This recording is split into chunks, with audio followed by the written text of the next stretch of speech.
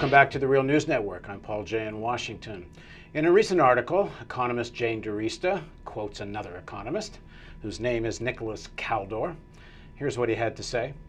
As the products of American industry are increasingly displaced by others, both in American and foreign markets, maintaining prosperity requires ever-rising budgetary and balance of payments deficits, which makes it steadily less attractive as a method of economic management.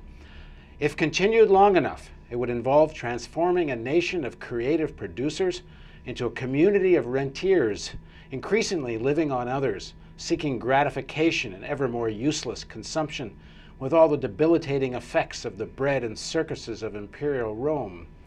Now joining us to explain all of this is Jane DiResta. She's an economist with the Political Economy Research Institute, Perry, at the University of Massachusetts, Amherst, where she's co-founder of a committee of economists called SAFER, for stable, accountable, fair, and efficient financial reform. Thanks for joining us, Jane. Thank you for having me. So at the end of the last segment, we left off with the question, so who was this good for? Why, if Kaldor in 1971, I don't think I mentioned that. Right. Kaldor's quote isn't recent. Kaldor's quote's from 1971. No, he wrote that in the London Times in September of 1971. So it was pretty clear then where this would all lead. Exactly. So they do it anyway, so who are they doing it for? Well, the question there is one that put many progressive economists and others on the side of the National Association of Manufacturers, who complained, you've driven up the value of the dollar in the 1980s to a point where we can sell nothing abroad and we can't sell anything in our own country. And there was no real response. They tried to bring down the value of the dollar toward the middle of the 1980s, but not sufficiently. So who's benefiting from this? So then what happened was the manufacturers of this country said, we can't lick them, we'll join them, meaning the banks, and went offshore. So they were then manufacturing offshore in a cheap currency with cheap labor and selling back into the home market. So whose benefit? The financial sector. So they go by cheap currency, meaning a cheap Chinese currency, yes, or wherever they're wherever they're manufacturing. And they sell back into Mexico, the market where there's a high and then dollar. China, yeah, and they make a larger profit doing so. The problem is the high dollar is based on what? Other than the fact that it's the world's reserve currency, because the more this happens, the less purchasing power people have. That's exactly right, unless you put them on credit. How do you or you could have done one other thing. You could have let wages come up in the United States, but that was a no-no. You couldn't, because what were you producing? Well, there was still a big manufacturing sector. It wasn't like there was nothing. It has really shrunk, and over time it really did shrink.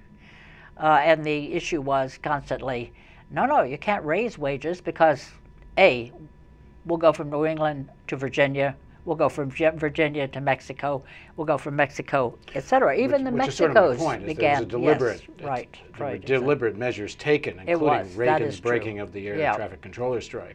Exactly. And there's a real effort made to make sure wages didn't go up and pushed people into debt instead.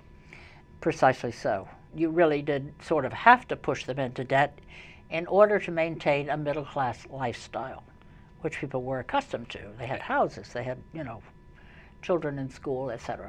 So this is then what happened in that period in the 1980s. We got into a recession in the 1990s, and we came out of it only because Greenspan in March of 1994 raised interest rates. So we see this dynamic then. How do you maintain the value of the dollar? You keep the difference between the U.S. interest rate and the all-important foreign interest rates at a level that favors the dollar, so that everybody wants to be in dollars because you earn more money in dollars. That keeps it very strong. That's wonderful for Wall Street and the major banks. They have access to the dollar and they make money on the transactions. And I guess the point that needs to be repeated over and over again is that they know they're creating a bubble. They know the bubble's going to burst someday, but it doesn't matter because the guys that are doing all this are cashing out at every step of the way, either through bonuses or other ways. Mm-hmm. They actually don't care if the bubble bursts. In fact, once the bubble did burst, they didn't lose anyway because the federal government comes in and saves their behinds anyway. Yes, but there is also another mentality in that, which we hear constantly about the financial crisis in this country. People really do think the present will go on forever. And what I'm saying is not necessarily. So go into that, because that's really the key thing here, is that this doesn't keep going if at some point the dollar really collapses and people completely lose faith in it. And you're saying we're getting closer than that. We're than a lot getting of people closer think. to that because we have an economy that has now come to the end of its rope playing that role that Caldor described, in the sense that we do not have a household sector that can continue to buy. They've lost their jobs, they've lost their homes. And so they've been replaced by the government sector, in a sense, as the borrower in the global economy. And now we have, with the example of Greece, and with Bernanke himself making these statements, a problem. Governments are going into debt. They have to. Nobody else can spend. And at the same time, the market says, well, we don't like that. But we still see people, every time there's crisis, they still run to the dollar. And we understand, if you're in the business news, at any rate, we're told that even surreptitiously, the Chinese are buying more long-term U.S. bonds. And seem to still believe in all of this. I mean, and I guess partly because they have to. So I mean, to what extent can this be allowed to fall? It is a very difficult situation should it fall, but we're in a cliff-like situation. Here is the problem. First of all, as far as China is concerned, they are trying to diversify. They are still buying dollars, yes, but at the same time, they're also buying soybean fields in Brazil and oil in Africa, etc. They are buying real economic value, if you will, rather than pieces of paper. That's what they want to do with their savings, and they're doing it in terms of what are the needs of their economy. Other countries with high reserves may follow in that path as well. The Chinese, of course, as we know, have over $1 trillion of U.S. assets. If they pull the plug on us, I mean, our interest rates would go 30% overnight. That's not going to happen because the Chinese are too responsible. And of course, it makes sense for them to let the business press report on how they're buying some long-term bonds, because they don't they need to stop any sense of panic. That's right. And they also know that the world has to continue, and they have to moderate their behavior. But at the same time, the private sector is not the Chinese government. The private sector is fickle. I mean, you look at the stock market, you look at any of it. If U.S. interest rates stay low, if there's no hope that they will rise, if it looks to them that the U.S. government debt is getting too large and they want more and more interest rates on U.S. government debt, they may then decide to either flee the dollar or push up the interest rate in the U.S. to an extent in which we are in difficulty. Flee the dollar to what? Gold. Platinum. You notice platinum prices have gone up. Bet on oil in the markets. I mean, remember, we got to $147 a barrel in 2008.